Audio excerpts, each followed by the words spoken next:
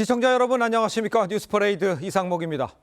오늘 79주년 광복절입니다. 독립기념관장 임명을 둘러싼 이 정치권의 공방이 이어지면서 경축 행사는 이 광복회와 야당이 불참한 채 사상 처음 반쪽으로 치러지게 됐습니다. 윤석열 대통령은 광복절 경축사를 통해서 새로운 통일 담론을 제시할 예정입니다. 첫 소식 장세희 기자입니다. 오전 10시 서울 세종문화회관에서 79주년 광복절 경축 행사가 열립니다. 국민통합의 장인 광복절 행사에는 그동안 대통령을 비롯한 산부 요인과 독립유공단체 등이 모두 참석해왔습니다.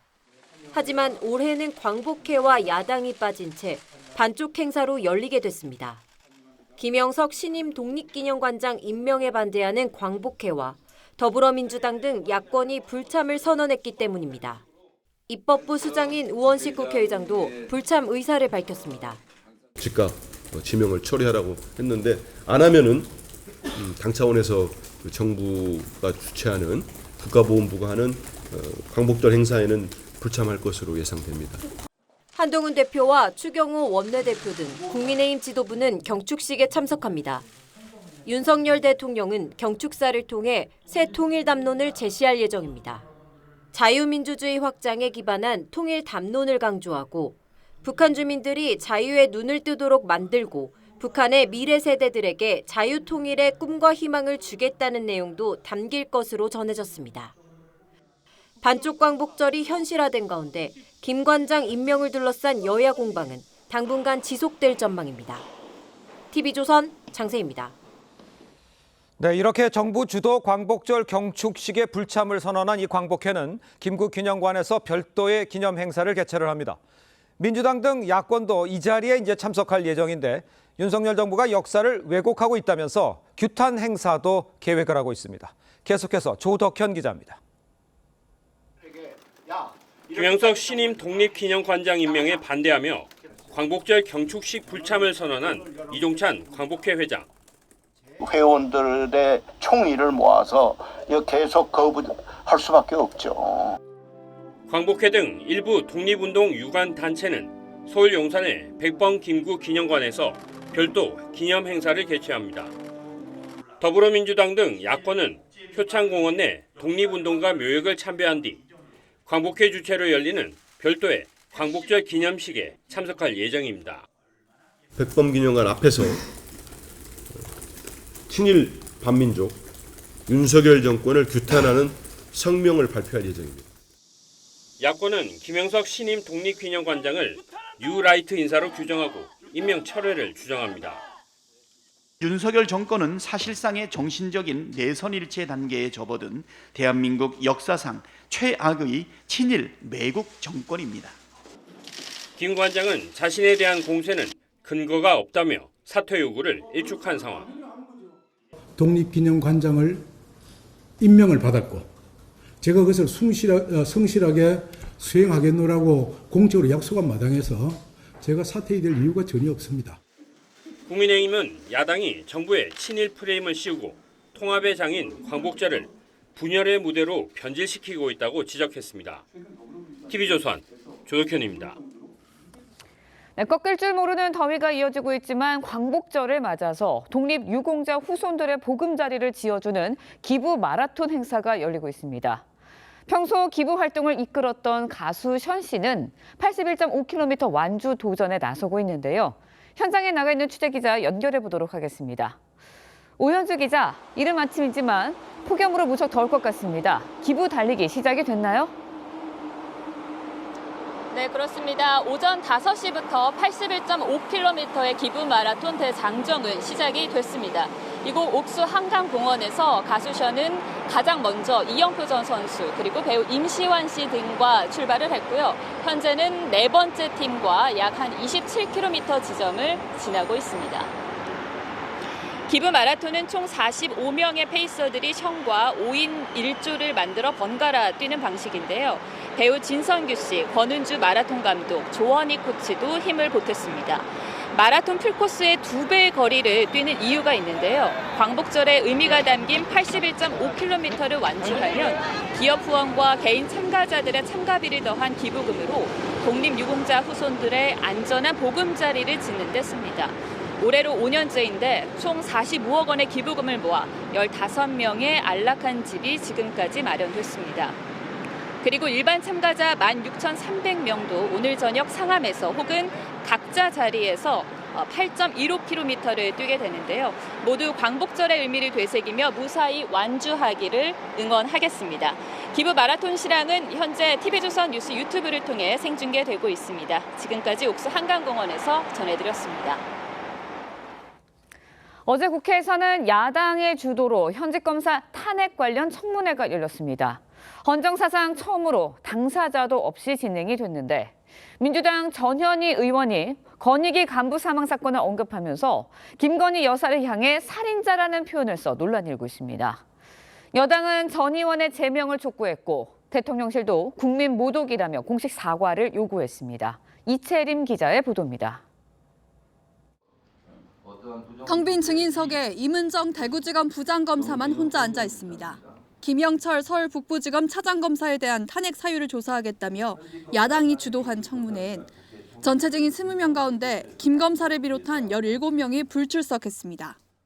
불출석한 증인들에 대해서는 고발 조치하도록. 이런 상황에서 민주당 전현희 의원이 청문회 주제와 상관없는 권익위 간부 사망 사건을 언급하며 고성이 오갔습니다. 윤석열 대통령 부부가 죽음에 책임이 있다며 살인자란 표현까지 썼습니다.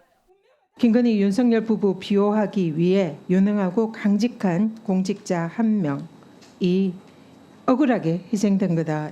자, 그분의 죽음에 본인은 책임 있으니까 입 다물고 가만히 계세요. 잠깐 본인은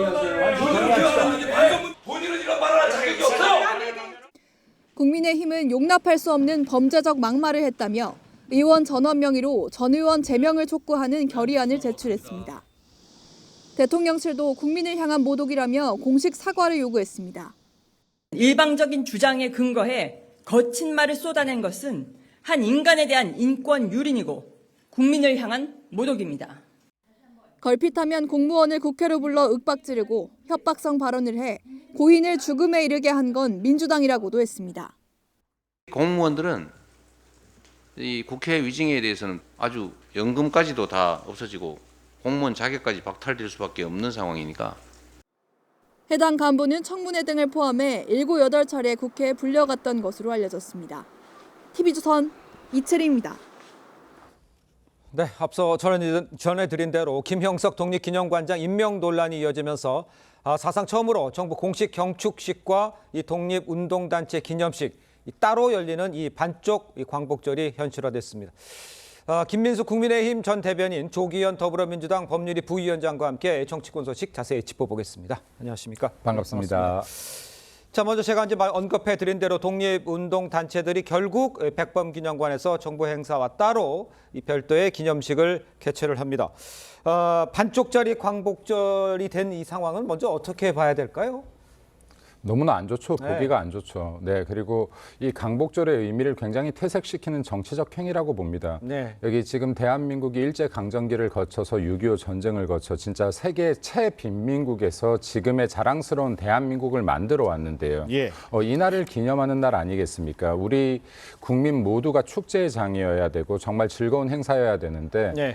정말 이렇게 그 두 패로 어떻게 보면 나뉘면서 정치적으로 그러니까요. 국민들 보기에도 너무나 불성사나운 모습들을 보여주고 있다. 네. 그러니까 광복절마저도 이렇게 정치적인 상황으로 이용되게끔 만들고 있는 것 정말로 잘못되었다라고 봅니다. 알겠습니다. 네.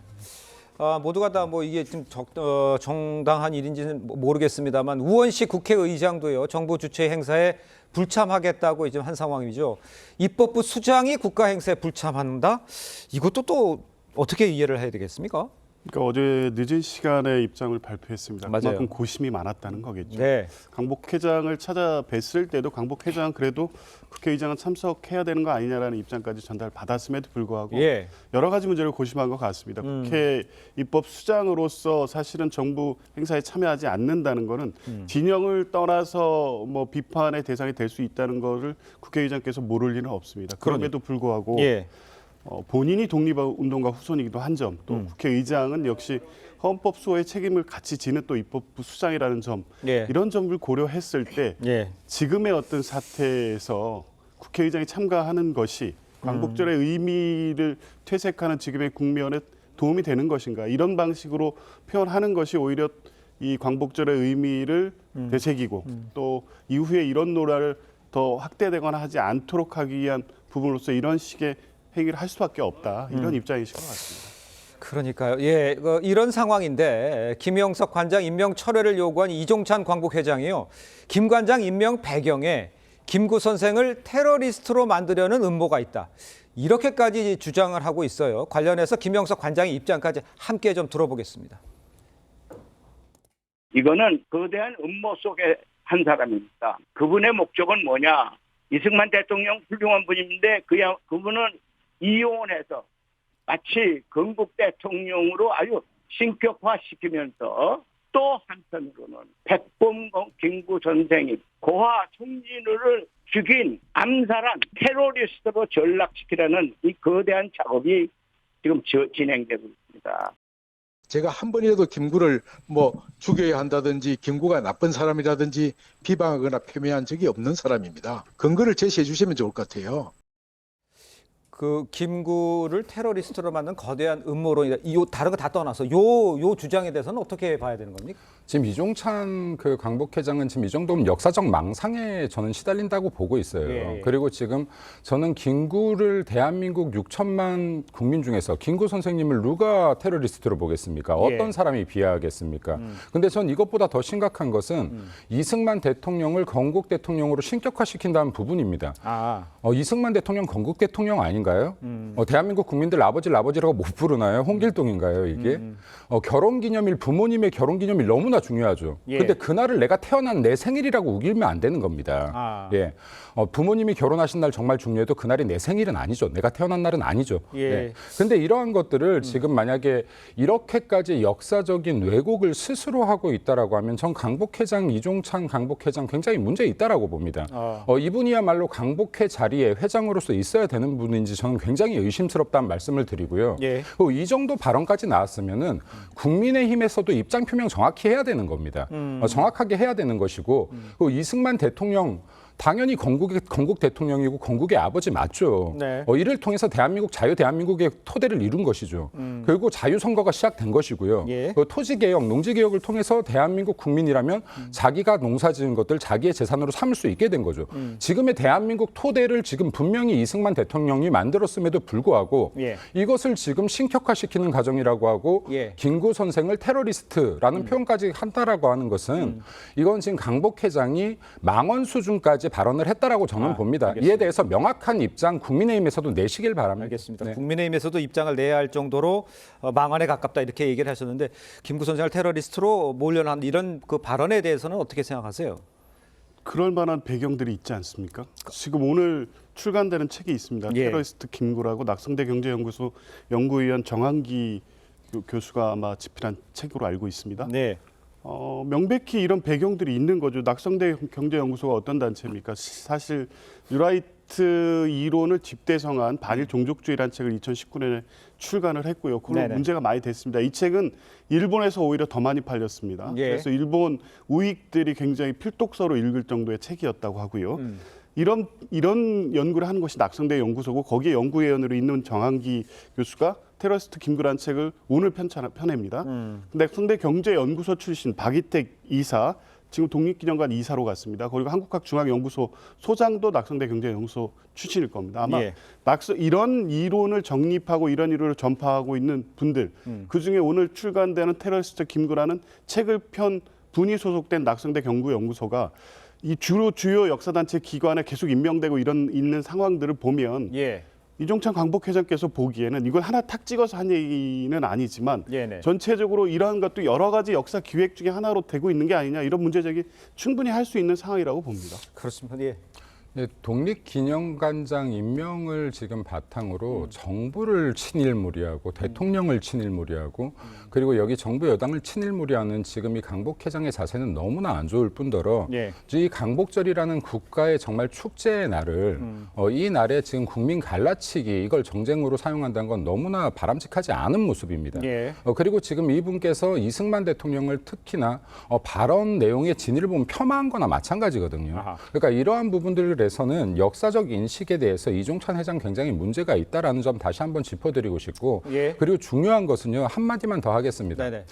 45년 8월 1일, 8월 15일은 대한민국 국민 모두가 좀 이 예. 강복절로서의 기쁨을 같이 누리고 또 여기에 그 이후에 우리 건국절에는 대한민국 모두가 대한민국을 만든 날로서 예. 이 날을 또 기리는 모두가 다 축제의 날이 될 수 있었으면 좋겠어요. 그러니까. 명칭이 다 명확하게 있잖아요. 네. 강복절도 있고 건국일도 있고 뭐 임시수립일도 있고 정확한 명칭이 있는데 왜 명칭대로 따르는 것조차도 이렇게 정쟁으로 활용이 되어야 되냐는 말씀드리고 싶습니다. 알겠습니다. 이게 그 광복절을 나뉘어서 치러지는 이제 안타까운 현실을直面했는데 문제를 어떻게 해결해야 되는 건지 좀 지켜보도록 하죠. 자, 계속해서 다음 이야기를 해보겠습니다.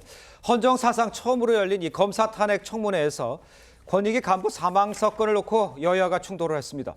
민주당 전현희 의원이 살인자라는 표현을 사용하면서 법사위가 그야말로 아수라장이 됐어요. 예, 영상을 다시 한번 보겠습니다. 권익위 수뇌부가 김건희 윤석열 부부 비호하기 위해 유능하고 강직한 공직자 한 명이 억울하게 희생된 거다 이렇게 생각합니다. 본인은 이런 말을 할 자격이 없어. 송석준 의원님 잠깐 발언 중단하세요. 잠깐 정의하겠습니다. 정청래 위원장의 일방적이고 편향된 의사 진행 그거를 한 전현희 의원 모두 국민들 앞에 사죄해야 합니다.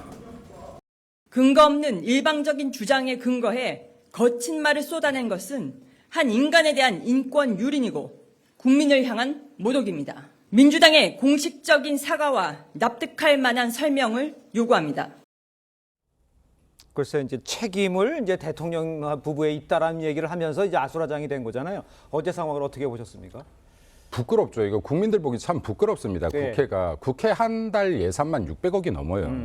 근데 이게 600억 넘게 들여서 지금 대한민국 검사 첫 청문회라고 하면서 이것조차도 자랑이 아니지만은 이 청문회라고 떠들썩하게 해놓고 지금 검사 청문회가 아니라 지금 대한민국의 어떻게 보면 슬픈 사건 아닙니까? 이거 공무원 한 분이 사망한. 근데 안타까운 일이죠. 네, 너무나 예. 안타까운 일인데 이러한 것들을 또 정쟁으로 이용하려는 모습 자체가 국민들 보기에 굉장히 불쾌하시지 않았을까 일단 생각이 들고 그렇습니다. 여기 전현희 의원 같은 경우 너무나도 정치적이에요. 네, 정치적이고 아전 인수격이고 막무가내고 정말로 여기에 표리부동한 분이라고 저는 생각합니다. 네, 이분이 지금 권익위원장 시절 당시에만 해도요. 예. 이분이 정말로 권익위원장으로서 판단해야 될 것들 판단하지 않고 넘어간 거 정말 많거든요. 네. 예를 들어서 지금 탈북선언 강제 북송 사건 같은 경우에 본인이 입장 표명 거부했었습니다. 당시에. 그리고 서해 공무원 피살 사건 역시도 유권에서 거부했던 사람이에요. 예. 본인이 해야 될 일은 하지 않았다. 그리고 본인의 정치적인 입장에 따라서 조국 사태와 추미애의 아들 사건 같은 경우도 어떠한 것은 이게 연관이 있다. 어떤 것은 직무 연관성이 없다라고 똑같은 사건에 대해서도 다른 판단을 했던 사람입니다. 예. 너무나 정치적인 행동인데 어제도 마찬가지였다라고 봅니다. 지금 감히 어떻게 이게 한 나라의 대한민국의 국가 원수이자 네. 그리고 지금 그 영부인 되는 사람을 살인자라고 지금 표현을 할 수가 있는지 이 부분에 대해서는 지금 전현희 의원의 국회의원으로서의 자질이 너무나 없다. 이 부분에 대해서 지금 제명 결의안이 넘어간 것으로 알고 있는데 예. 이 부분에 대해서 명확하게 사과를 해야 될 것이고 예. 그리고 제명이 가능하다면 이건 민주당에서도 반성해야 될 부분이 아닌가 생각됩니다. 알겠습니다. 그리고 하나만 더 말씀드리면 이 정말 사망 사건에 대해서 명확한 조사가 이루어지지도 않았고 정확한 내용이 나오지도 않았는데 예. 이러한 식으로 이거 면책 특권을 노리고 이런 발언 정도를 했다라고 하면 국회의원으로서 자질이 정말 없다라는 말씀 다시 한번 드리고 싶습니다. 알겠습니다. 지금 상황에서 뭐 언급해 줬습니다만 108명 전원이죠. 뭐죠? 그게 그 제명 촉구 결의안. 예. 제명 촉구 결의안 냈어요. 대응은 어떤 식으로 민주당 쪽에서는 이루어질 수 있을까요? 일단 어제 전현희 의원의 발언이 좀 과했죠.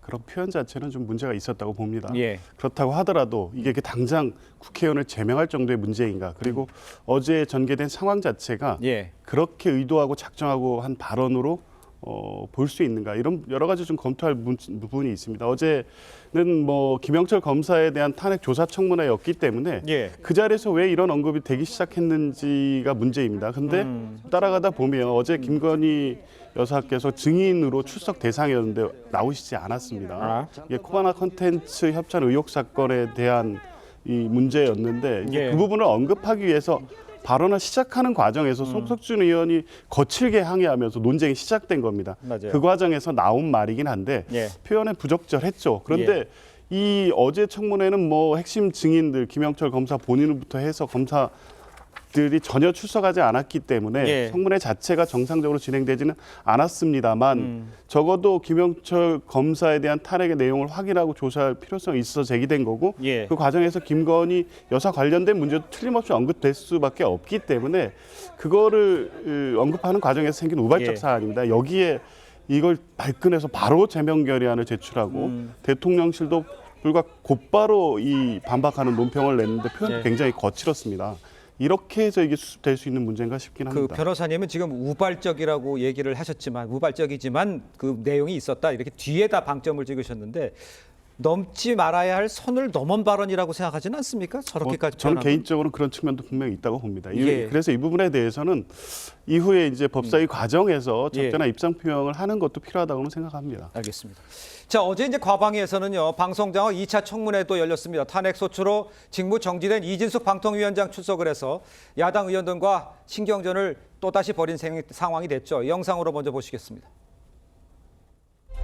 저는 탄핵 심판 중이고 제 직무와 관련해서 말씀드리는 것은 마땅치 않다고 생각합니다. 아니 오늘 여기 왜 나오셨어요 오늘? 여기서 느끼는 게 모든 동물은 평등하다.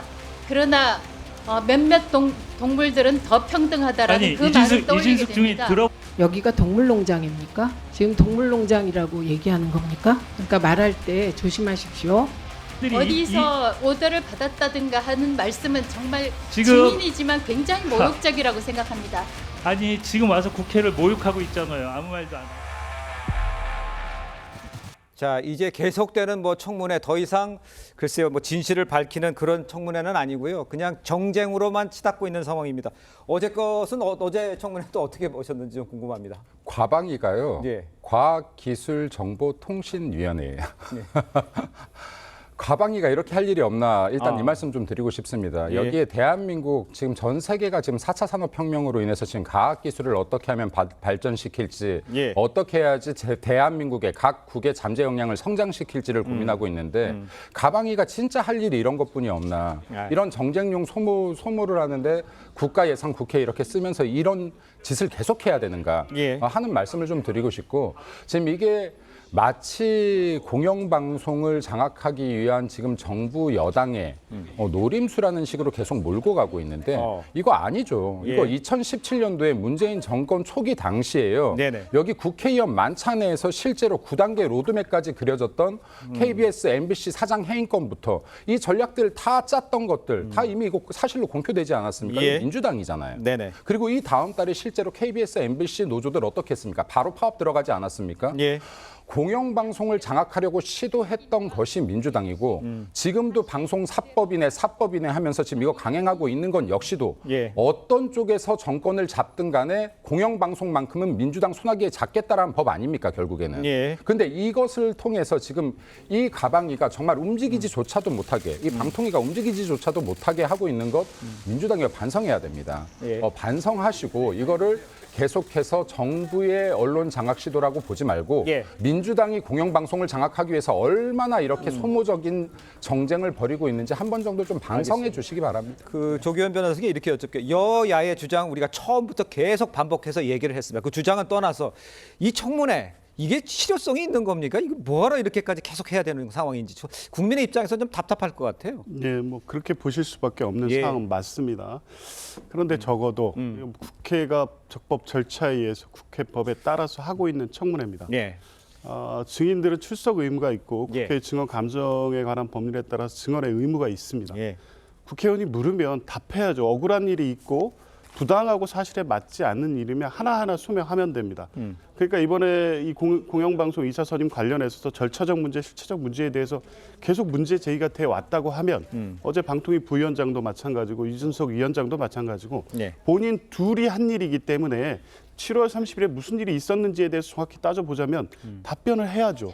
그렇게 하면 청문회가 실효성이 있어지는 겁니다. 그런데 일체 답변을 거부하고 국회를 무시하는 태도를 보이면서 이 청문회가 무용한 청문회라는 걸 입증하기 위해서 어제 나온 것처럼 보였습니다. 적법하게 진행되는 청문회에서 이 국가 국무위원급 위원들이 할 수 있는 태도가 아니죠. 이걸 노리고 국회를 무시하는 발언을 하기 때문에 이런 비판이 나올 수밖에 없다는 점도 지적해두고 싶습니다. 알겠습니다. 자, 다음 소식도 짚어보겠습니다. 민주당 정봉주 최고위원 후보의 이재명 파리 척결 발언을 두고 지금 후폭풍이 거셉니다. 당내 최대 친명 조직인 이 더민주혁신회의는 무릎 꿇고 사과할 것을 요구를 했어요. 일부 지지자들 정 후보의 출당까지 요구하고 있는 상황입니다. 이게 그냥 사그라들 수 있는 상황입니까? 어떻게 더 확대될 수 있는 상황입니까? 일단은 이번 주 일요일까지는 계속 확대될 수밖에 없고요. 전당대회가 끝난다고 하더라도 뭐 후유증이 남을 수밖에 없는 상황인 것 같습니다. 일부 당원의 문제가 아니라 상당히 많은 당원들이 강력하게 반발하고 있습니다. 그러니까 어제 당사 앞에서 집회도 했고요. 표현 자체가 좀 과도했습니다. 그러니까 이게 어떤 입장을 표현하고 비판할 수 있지만 본인이 박원석 전 의원을 통해서 전달된 메시지를 해명하는 내용으로는 적절하지 않았다는 인상이 당원들에게 강하게 미쳤고 이 부분에 대해서 지금 당내의 어떤 당원들의 분위기가 심상치 않게 전개되고 있습니다. 알겠습니다. 그럼 현실적으로 보면 정 후보는 현재 누적 득표율 2위로요. 지도부 입성이 좀 유력시 되는 상황입니다.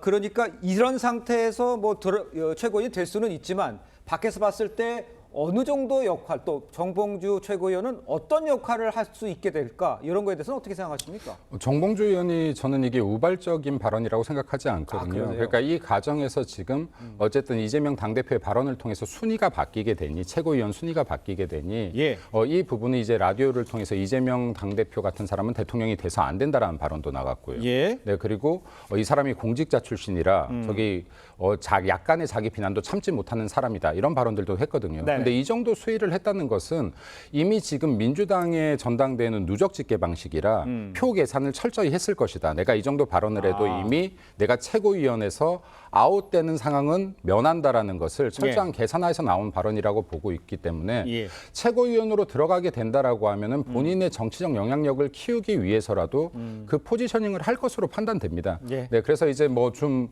일종의 비명이나 반명의 구심점 역할로서 좀 자리매김을 하려는 의도도 있지 않는가라는 생각도 하고요. 알겠습니다. 자, 근데 민주당에서는요, 김경수 전 그 경남지사 복권 여파도 지금 이어지고 있죠. 친명계에서는 김 전 지사 향후 행보를 두고 이런 말들이 나왔습니다. 정성호, 장성태 의원 발언 한번 듣겠습니다.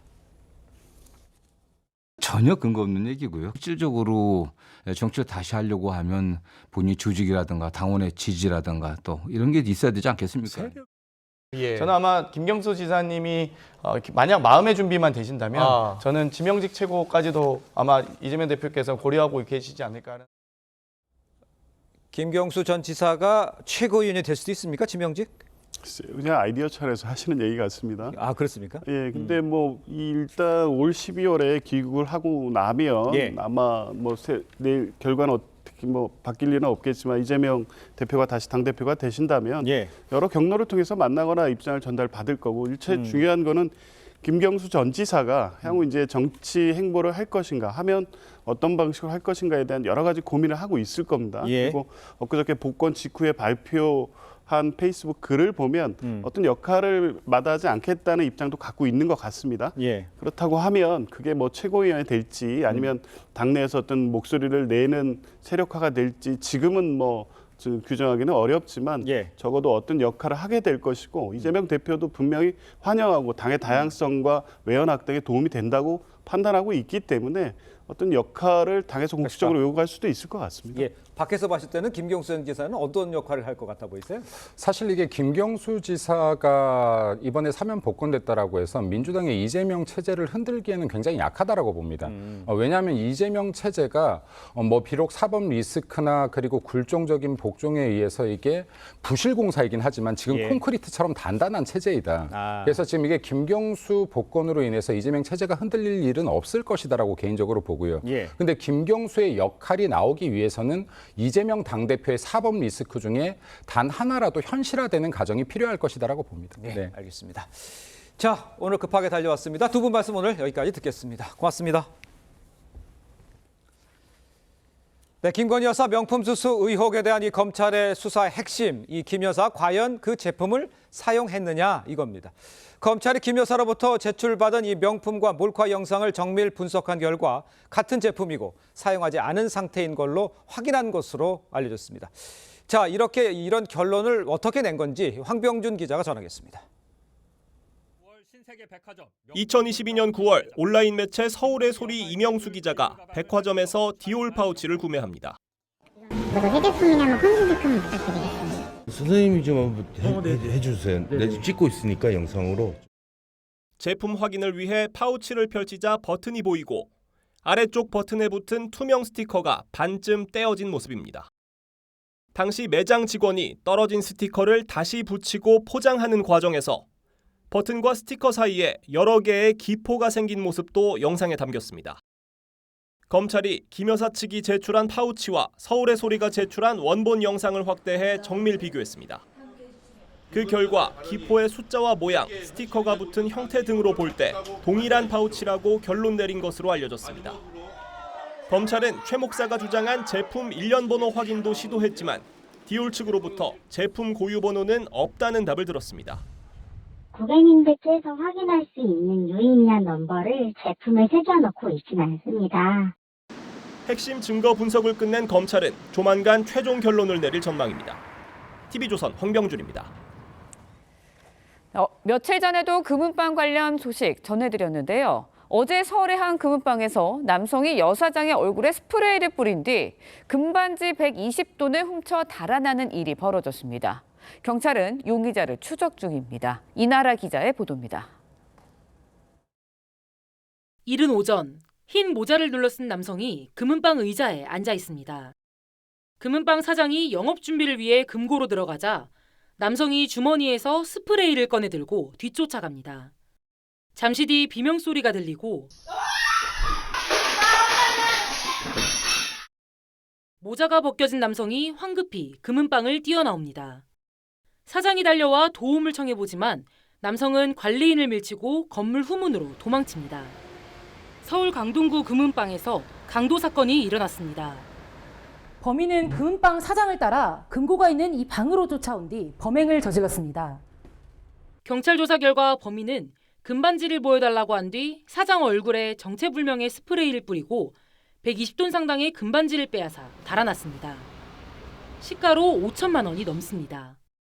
가격으로 하면 한 5천, 6천, 7천 정도까지 생각을 해요. 지금도 좀 떨리죠. 정신이 하나도 없어요. 경찰은 현장에서 스프레이와 모자 등을 수거해 범인의 신원을 확인하고 있습니다. TV조선 이나라입니다. 네, 세계문화유산인 선릉을 훼손하고 달아났던 50대 여성 경찰에 붙잡혔습니다. 네, 관련 내용 조기현 변호사, 박상수 변호사와 함께 자세히 짚어보도록 하겠습니다. 안녕하세요. 네, 안녕하십니까. 자, 먼저 50대 여성이 어떻게 이 국가지정문화재인 선릉에 몰래 들어가서 범행을 저지른 건지 먼저 사건 개요를 좀 설명해 주셔야 될 것 같아요. 네. 14일 오전이죠. 14일 오전에 성종대왕릉에 주먹 하나 크기의 구멍이 발견이 됐습니다. 그래서 그 내용에 대해서 이제 경찰에 신고가 있었고 CCTV로 확인한 결과 새벽 2시 30분쯤 한 여성이 설릉에 침입한 흔적을 발견했습니다. 예. 저 화면에 나오는 것처럼 저 구멍이 뚫려 있는데 저렇게 훼손됐다는 얘기군요. 네, 주먹 크기 정도의 구멍이 이렇게 발견이 됐고 네. 그래서 이제 그 CCTV 영상 등을 토대로 여성의 동선을 추적을 해보니 네. 오후 5시 40분께 네. 그 체포를 했습니다. 합니다. 그렇군요. 네, 알겠습니다. 그런데 이 사건의 중요한 점은 왜 선능을 훼손했는지 이거거든요. 네, 그렇습니다. 아직 경찰 수사 결과가 나오지 않고 있어서요. 그렇죠. 범행의 동기는 아직까지는 확인되지 않고 있습니다. 네. 근데 과거 유사 사건의 사례를 보면 경복궁 담장 낙서 사건 예. 때는 뭐 경제적 동기 이런 게 있고요. 또 대왕암 낙서, 울산 대왕암 낙서 사건 경우에 주술적인 동기가 있습니다. 그런데 주먹만한 이 구멍을 뚫고 흙을 가져갔다 이렇게 지금 알려져 있는 거를 보면 주술적인 동기가 있지 않았나 싶고요. 아마 경찰은 그 부분에 집중해서 지금 수사를 하지 않을까 싶습니다. 알겠습니다. 주술적 동기라고까지 언급해 주셨습니다. 일단 문화재가 훼손되는 사건이 지금 계속 반복이 되면서 야 이제 처벌이 좀 강화돼야 되는 거 아니냐 이런 시각도 좀 많은 것 같습니다. 어떻게 해야 좀 문화재를 좀 지킬 수 있겠습니까? 이런 거 계속 반복되면 안 되잖아요. 사실 처벌 규정은 꽤 강한 편입니다. 그래요? 우리 문화유산법에 따르면 이렇게 손상 훼손을 하게 될 경우에 3년 이상의 징역에 처하도록 되어 있고 게다가 예비 음모 수준에서도 2년 이하의 징역 또는 2천만 원 이하의 벌금이 이렇게 가해질 수 있도록 되어 있기 때문에 형량은 충분한데 사실 처벌 형량으로 지금 막기에는 지금 계속 반복되고 있지 않습니까? 그래서 사전에 이 문화재를 보호할 수 있는 예방 대책을 조속히 시행하는 게 그게 가장 중요하다라는 생각이 듭니다. 그렇군요. 네, 왜 문화재를 훼손했는지 뭐 그 여부도 좀 지켜봐야 할 것 같은데 들어온 대로도 전해드리도록 하고요. 다음 이야기도 해보도록 하겠습니다. BTS 멤버 슈가가 전동 스쿠터를 타고 음주운전을 하다 적발된 CCTV 영상 공개됐습니다. 그런데 해당 영상이 이제 공개되면서 또 거짓 해명 논란이 일고 있어요. 그렇습니다. 이게 수사가 진행되면서 초기 진술이나 해명이 사실과 달랐다는 부분이 계속 확인되고 있는데요. 가장 중요한 첫 번째 문제는 전동 스쿠터냐 킥보드냐? 킥보드냐 이 문제였습니다. 전동 킥보드는 개인형 이동 장치라고 해서 형사처벌 대상이 아닌 거고 스쿠터는 음주운전 처벌고 차로 사고를 낸 것과 똑같은 상황이거든요. 이 부분을 킥보드라고 표현했다는 게 축소한 게 아니냐는 문제가 있었고 뭐 맥주 한 잔 정도 먹었다고 해서 실제 그렇게 진술을 했지만 혈중 알코올 농도는 0.227이었으니까 상당한 만취 상태였던 거거든요. 그리고 또 이동 과정에서 집에 도착해서 주차를 하다 넘어뜨렸다고 처음에 얘기했었는데 지금 CCTV 영상을 보면 이동 중에 회전하는 가운데 넘어졌다는 겁니다. 이건 위험성 정도나 이 부분이 완전히 다른 거거든요. 전체적으로 보면 이 사건을 축소하거나 좀 이 숨기려고 하는 의도하에 초기 진술이 이루어졌다는 게 확인되고 있고 아마 이런 부분들이 수사나 향후 재판 과정에서 고려될 수 있을 것 같습니다. 알겠습니다. 지금 이제 운전하는 영상이 지금 계속 나오고 있는데 지금 화면을 보면요. 영상에서 보면 인도를 달리고 있어요. 인도를 달리는 모습이 지금 담겨져 있는 거잖아요. 그렇다 그러면 가중 처벌될 요소가 있는 거죠. 네, 그렇죠. 이게 우리가 이 전동 스쿠터라고 하지만 법에서는 원동기 장치 자전거라고 이야기를 하거든요. 그래서 이 원동기 장치 자전거는 차마에 해당되기 때문에 인도를 달릴 수가 없고 이 도로를 달려야 됩니다. 근데 지금 이제 인도를 달린 거기 때문에 이에 대해서는 가중 처벌이 될 수 있고 이런 부분은 일반인들도 좀 아셔야 되는데 이와 같은 차마에 해당되는 그 요즘 이런 것들이 많이 있다 보니까 이것을 가지고 도로로 가지 않고 보도로 가게 될 경우에 이것은 다 불법적인 처벌의 대상이 될 수가 있다라고 하는 거를 좀 염두에 두셔야 될 것 같다고 생각을 합니다. 네, 그런가 하면은 음주량을 가지고도 또 논란이 되고 있습니다. 슈가가 사고 당시에는 경찰에 맥주 한 잔 정도 마셨다 취재 진술을 했는데 사실은 그게 아니었다는 거잖아요. 그렇죠. 사실이 아닌 진술을 한 것으로 보이긴 합니다. 그런데 이제 만약 그 단속 현장에서 경찰관을 회유한다거나 다른 어떤 발언들을 했다고 하면 뭐 처벌의 문제가 생길 수도 있는데 단속 초기에 이렇게 얘기했다는 건 사실은 뭐 단속이 되면 그냥 술 안 먹었습니다. 그냥 맥주 한잔 했습니다. 이렇게 통상 얘기하는 정도이니까요. 그런 정도 범위라면 이걸 가지고 바로 처벌의 대상은 아닐 거고 이후에 사건의 경위 관련된 진술을 축소하거나 의도적으로 허위 진술을 계속한다고 하면 그것은 나중에 이제 수사 과정 또 재판 과정에서 양형에 참작될 것으로 보입니다. 알겠습니다. 그렇다면 그 슈가 그 경찰 소환 조사는 언제쯤 이루어지는 겁니까?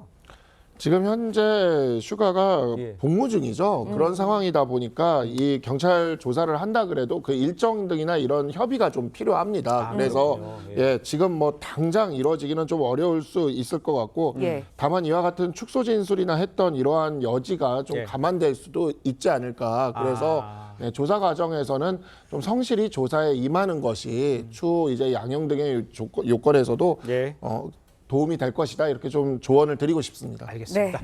자, 오늘 말씀은 여기까지 듣겠습니다. 고맙습니다. 네, 고맙습니다.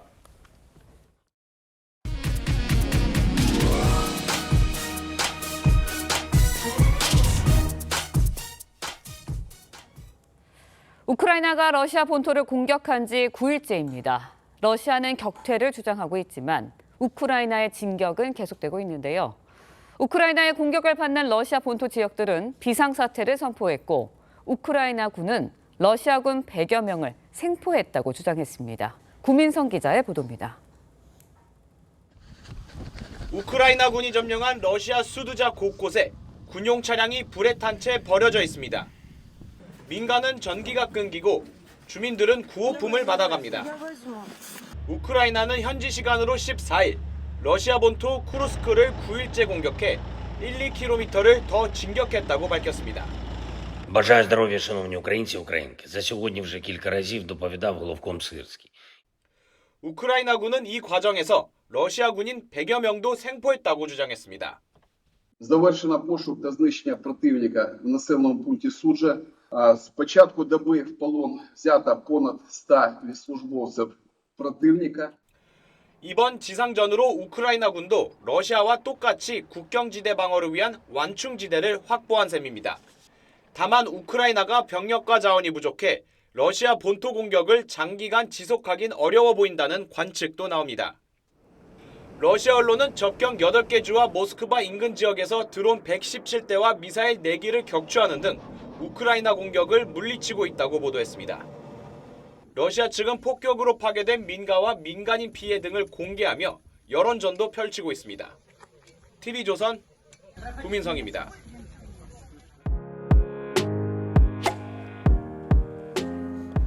네, 렌즈에 담긴 그 순간 그 의미를 짚어보는 시간이죠. 사진 기자가 선택한 아침의 한 장입니다. 오늘은 조선일보 사진부 이태경 기자와 함께합니다. 안녕하세요. 오늘 아침에 볼 사진 어떤 건가요? 네, 대전의 대청호인데요.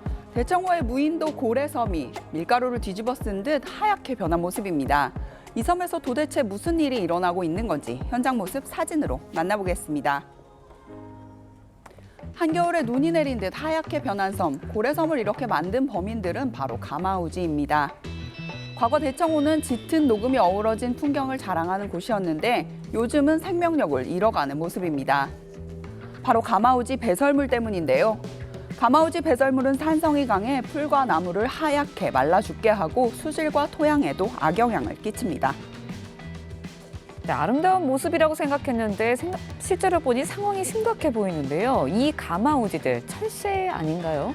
네, 그렇습니다. 가마우지는 원래 우리나라를 찾는 겨울 철새였는데요.